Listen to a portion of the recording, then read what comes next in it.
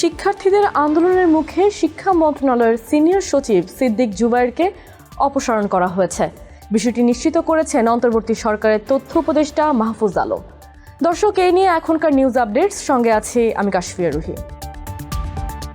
এর আগে শিক্ষা উপদেষ্টা ও শিক্ষা সচিবের পদত্যাগ সহ বিভিন্ন দাবিতে দুপুর 2:15টার দিকে বিক্ষোভ মিছিল নিয়ে সচিবালয়ের সামনে আসেন শিক্ষার্থীরা।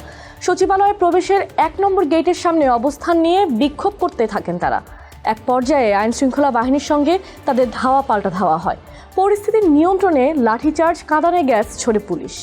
এরই মধ্যে শিক্ষা মন্ত্রণালয়ের সিনিয়র সচিব সিদ্দিক জুবায়েরকে অপসারণ করার সিদ্ধান্ত জানান জনপ্রশাসন বিষয়ক কমিটির সদস্য সচিব মাহফুজ আলম।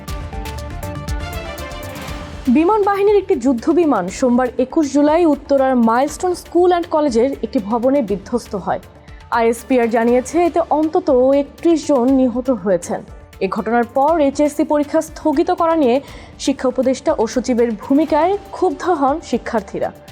দর্শক, এই ছিল এখনকার নিউজ আপডেটসে। আরও আপডেটস পেতে আমাদের সঙ্গেই থাকুন।